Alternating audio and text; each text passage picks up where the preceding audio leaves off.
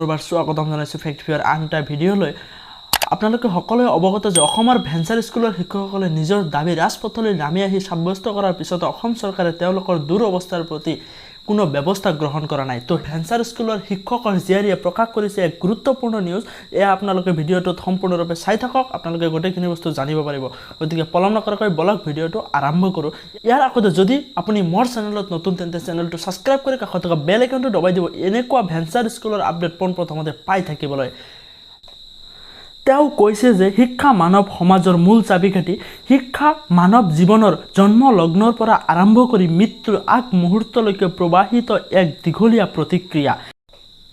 শিক্ষাই মানুহক উচ্চতাৰ শিখৰলৈ নি ভাৱধাৰাৰ লগতে ব্যক্তিত্বক এক পৰিণত অৱস্থালৈ ৰূপান্তৰ কৰিব পাৰে।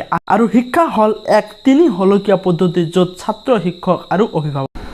শিক্ষক হৈছে এডাল জ্বলন্ত মমবাতিৰ সদৃশ, যাৰ পোহৰৰ আলোকমালাই ৰঙীন কৰি তোলে এখন সমাজ। তেওঁৰ আধাৰত জন্মে হেজাৰ অতীতৰ হুৰুজ। বহুতো ত্যাগ আৰু সহনশীলতাৰ আঁৰত জন্ম হয় এজন সুদীৰ্ঘ শিক্ষকৰ। শিক্ষক এনে এগৰাকী ব্যক্তি যিয়ে শিকায় মানৱতাৰ গান। এজন শিক্ষকৰ কৰ্ম আদৰ্শ শিক্ষাৰ্থীৰ ওপৰত বিশেষভাৱে প্ৰভাৱ পেলায়। শিক্ষাগুৰুসকলে শিক্ষাদান কৰাটো সেৱা হিচাপে গ্ৰহণ কৰাৰ বাবে আজি পৃথিৱীখনে জ্ঞানৰ পোহৰ দেখিবলৈ পাইছে।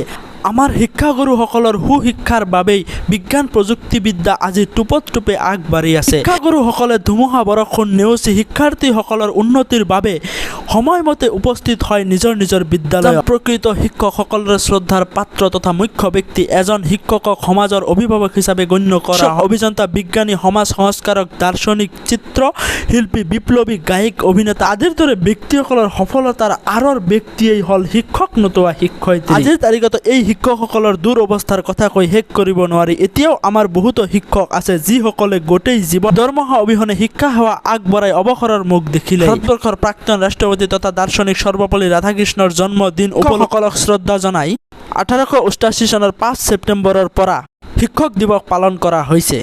তেওঁৰ জন্মদিনটো বিশেষভাৱে পালন কৰাৰ পৰিৱৰ্তে শিক্ষকসকলৰ মানৱ সম্পদ সৃষ্টিত অৰিহণা যোগোৱাৰ স্বীকৃতি ৰূপে শ্ৰদ্ধা আৰু সম্বৰ্ধনা জনাবলৈ পৰামৰ্শ আগবঢ়ায়। তেতিয়াৰে পৰা শিক্ষক দিৱসত স্কুল বন্ধ নাৰাখি ব্যতিক্ৰমী কাৰ্যসূচীৰে শিক্ষকসকলক শ্ৰদ্ধা আৰু সন্মান যাচা হয়।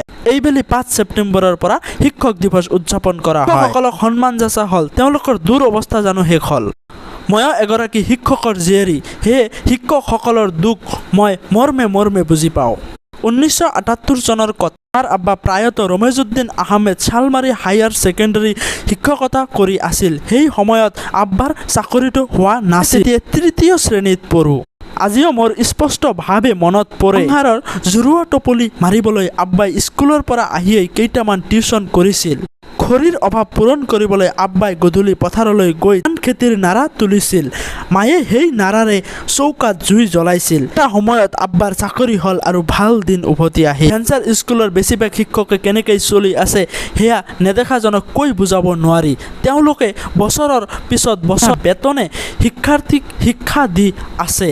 তেওঁলোকৰ বেছিভাগেই সংসাৰৰ জোৰা টোপলি মাৰিবলৈ বহুতো সমস্যাৰ সন্মুখীন হৈছিল। এৰি দিনটো হাজিৰা কৰিব নোৱাৰে, ইফালে পেটত গামোচা বান্ধি থাকে কেনেকৈ। যিয়ে দেখিছে তেওঁহে বুজি পায় তেওঁলোকৰ আলায়াতনিৰ। যিসকল শিক্ষকে বিনা দৰমহাত কাম কৰি খালী হাতে ঘৰলৈ উভতি আহে, আমালৈ কি আনিছা বুলি যেতিয়া ল'ৰা ছোৱালীয়ে সোধে তেতিয়া তেওঁৰ কি অৱস্থা হ'ব পাৰে। মিছাতে অপবাদ দিয়া অবাধ অনুশীলন কৰা হয়, সময়ক নিষ্ঠুৰ বুলি সান্তনা লোৱা হয়।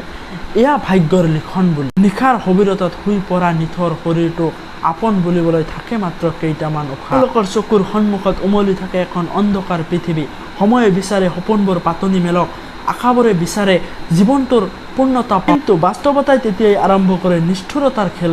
হেৰুৱাৰ হিচাপ নিকাচত বিলুপ্ত কৰি দিয়ে প্ৰাপ্তিৰ হাবিয়াস আৰু মন। তথাপিও শিক্ষাগুৰুসকলে আকৌ মনটো সজীৱ কৰি শিক্ষাৰ্থীসকলক লৈ ব্যস্ত হৈ পৰে। এটা শুভ দিনে আমাৰ ভেঞ্চাৰ স্কুলৰ শিক্ষাগুৰুসকলৰ জীৱনটোক সামৰি ল'ব বুলি যাৰে জহে ধুমুহা বৰষুণে পাত্ৰত ভৰ দি থাকিবলৈ সাহস পায়। এইবেলি স্কুলখন নহ'ব বুলি জনাৰ পিছতো শিক্ষকসকলৰ মনৰ মাজত ক'ৰবাত এটা ক্ষীণ আশাই টিমিক তামাক কৰি থাকে।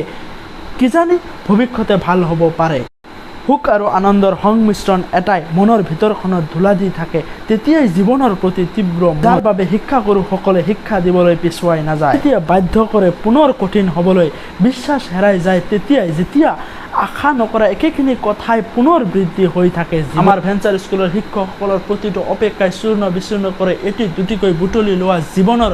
তো শ্ৰদ্ধাৰ শিক্ষকসকল, আপোনালোকে শুনিলে ভেঞ্চাৰ স্কুলৰ শিক্ষক এজনৰ জীয়াৰীয়ে অসম চৰকাৰৰ প্ৰতি ভেঞ্চাৰ স্কুলৰ শিক্ষকসকলৰ হৈ লিখা এক হৃদয় চুই যোৱা মনোমোহা কাহিনী যেন। শ্ৰদ্ধাৰ শিক্ষকসকল, আপোনালোকে ভিডিঅ'টো ইমানেই শ্বেয়াৰ কৰক যেন অসম চৰকাৰৰ শিক্ষা বিভাগৰ কৰ্তৃপক্ষৰ ওচৰলৈ গৈ পায় এই ভিডিঅ'টো, আৰু অসমৰ ভেঞ্চাৰ স্কুলসমূহক প্ৰাদেশিকৰণ কৰাৰ কাৰণে যাতে এক ব্যৱস্থা গ্ৰহণ কৰে।